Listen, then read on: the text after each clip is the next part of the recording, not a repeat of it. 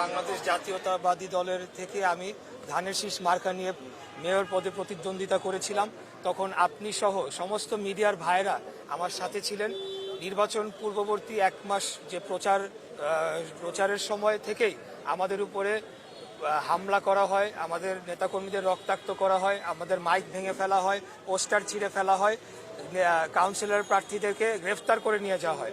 এর মধ্যেও আমরা নির্বাচনের দিন যখন আমরা যাই বিভিন্ন কেন্দ্রে, তখন আমরা দেখতে পাই যে আমাদের কোনো পোলিং এজেন্টদেরকে সেখানে থাকতে দেওয়া হয় নাই, সকলকে মারধর করে বের করে দেওয়া হয়।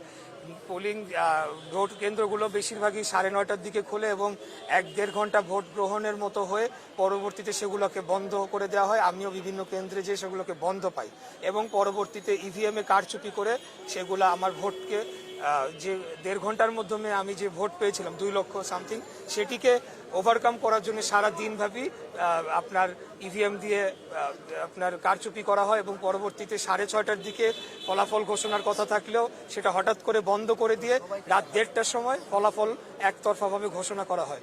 এরপরে নিয়ম অনুযায়ী, আইন অনুযায়ী আমরা নির্বাচনী ট্রাইব্যুনালে মামলা করেছি।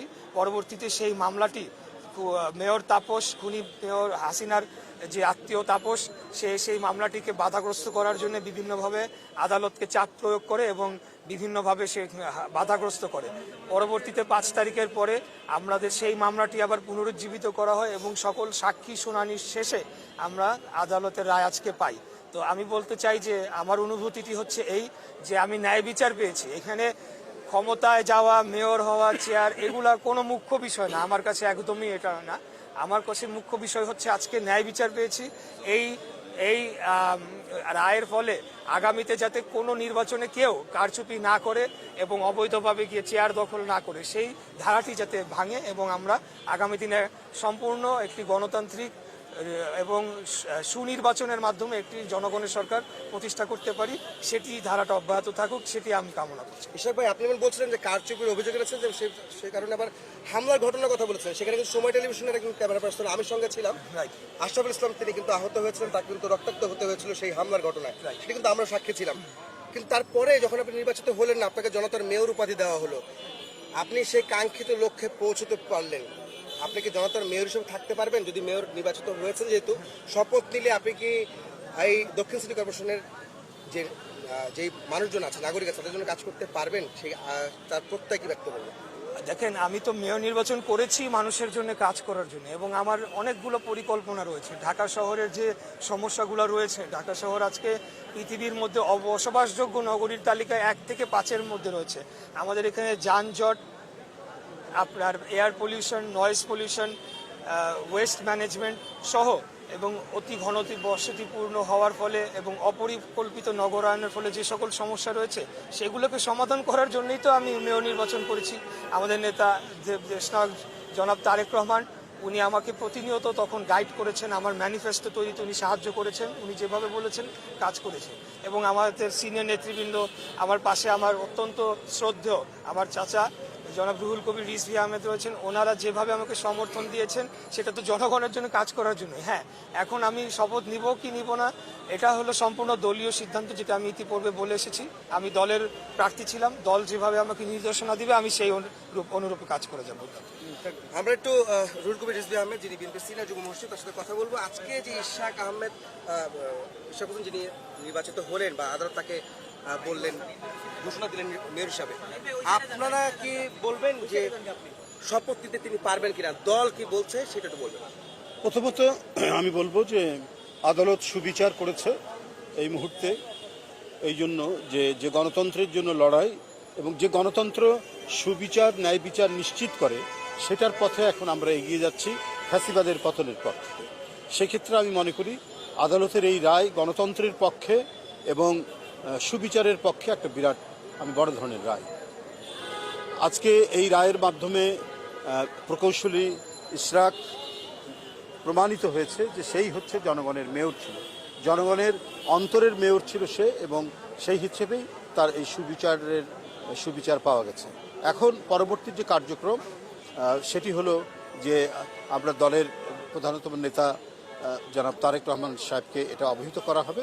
অবহিত করার পর পরবর্তী কার্যক্রম শুরু করা হবে, সে শপথ নেওয়ার বিষয় এবং অন্যান্য যে প্রক্রিয়াগুলো আছে সেই প্রক্রিয়াগুলো শুরু হবে। রিজভি ভাই, আপনি যদি বলেন যে উত্তরেও কিন্তু ঢাকা উত্তর সিটি কর্পোরেশন নির্বাচনে কিন্তু তাবেই তাওয়াল আপনাদের ধানের শীষের প্রতীকে নির্বাচন করেছিলেন একই সঙ্গে, সেখানে কিন্তু কারচুপির অভিযোগে ট্রাইব্যুনালে মামলা করা হয়েছিল, সেই বিষয়ে এখনো কিন্তু কোনো ফয়সালা হয়নি। আপনারা কি মনে করেন, তাবে তাওয়াল কি সেভাবে ইশরাকের মতো তিনিও কি মেয়র হবেন?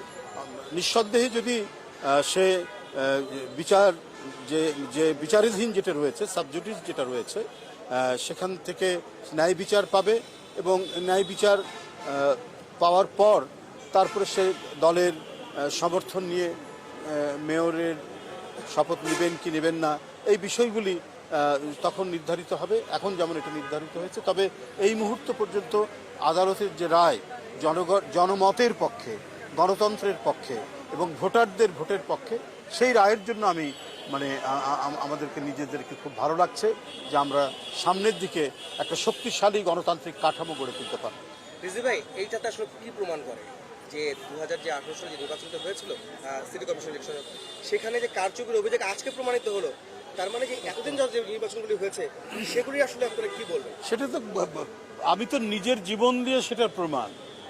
প্রকৌশলী ইশরাক এবং তাবিদ আওয়ালের নির্বাচনে আমি ব্যক্তিগতভাবে সন্ত্রাসী হামলার শিকার হয়েছি কারওয়ান বাজারে। ধারালো অস্ত্র নিয়ে আমার উপরে করা হয়েছে, হামলা করেছে। তো এর বাইরে তো আর কিছু নাই, আমি তো নিজের জীবন দিয়ে। আর সারা সিটি কর্পোরেশন উত্তর দক্ষিণে চলেছে সন্ত্রাসের মহাযজ্ঞ, মহারাজত্ব। ও যেটি বলেছে, ইশরাক যেটি বলেছে যে 9টার মধ্যে সব ভোট শেষ, বন্ধ করে দিয়েছে, পোলিং এজেন্টদেরকে বের করে দিয়েছে এবং সাধারণ ভোটাররা লাইনে দাঁড়াতে এসে তারা সন্ত্রাসী পরিস্থিতি থেকে তারা সব ফেরত গেছে। এইটা শেখ হাসিনার ফ্যাসিবাদী যে নির্বাচন, হাসিনা মার্কা যে নির্বাচন, সেই নির্বাচনের একটা উৎকৃষ্ট দৃষ্টান্ত হচ্ছে সেই সিটি কর্পোরেশন নির্বাচন। সুতরাং এর বিরুদ্ধে মানুষের যে ক্ষোভ, সেই ক্ষোভগুলো নিঃসন্দেহে আদালত সেগুলোকে বিবেচনা করে তারা এই সুবিচারটি করেছেন। একটা গুরুত্বপূর্ণ প্রশ্ন আমি করবো, রিজভি আপনি যে থাকবেন, সেটা হচ্ছে যে এখন কথা উঠছে জাতীয় নির্বাচন আগে না স্থানীয় সরকার নির্বাচন আগে। এই মুহূর্তে আসলে আপনি কি মনে করেন, স্থানীয় নির্বাচন খুব জরুরি নাকি জাতীয় নির্বাচন জরুরি?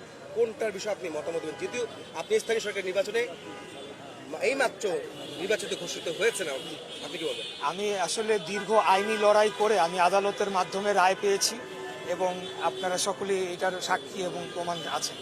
আমাদের দলীয় সিদ্ধান্ত, আমি যদি ভুল না করি, আমি জানি যে সবার আগে আমরা জাতীয় নির্বাচনকে প্রাধান্য দেওয়া হচ্ছে এবং আমিও ব্যক্তিগতভাবে মনে করি যে স্থানীয় সরকার নির্বাচনটি হলে এখানে ফ্যাসিবাদী শক্তির পুনর্বাসনের সমূহ সম্ভাবনা রয়েছে। তারা বিপুল পরিমাণে অর্থ লুটপাট করেছে, সেই অর্থগুলা পাচারকৃত অর্থ আবার বিনিয়োগ করে তারা পুনর্বাসিত হতে পারে। অতএব আমরা মনে করি যে এই স্থানীয় সরকার নির্বাচনটি আমাদের যে মূল লক্ষ্য, একটি সুষ্ঠু, অবাধ, নিরপেক্ষ জাতীয় নির্বাচনের মাধ্যমে একটি নির্বাচিত পার্লামেন্টকে নিয়ে আসা এবং একটি গণতান্ত্রিক সরকার প্রতিষ্ঠা করা, সেটিকে ব্যাহত করতে পারে, এটি আমি মনে করি। ধন্যবাদ আপনাদেরকে। ধন্যবাদ।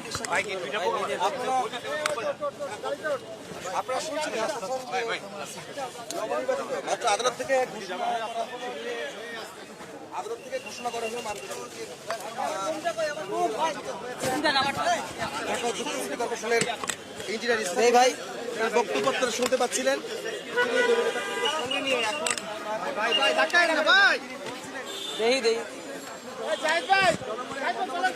লাভলু ভাই ধরেন বুমটা বন্ধ করছো না?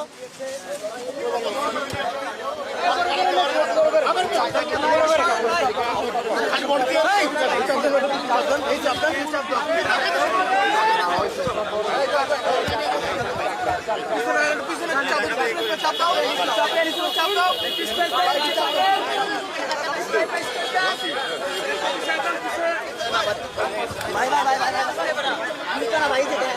ভাই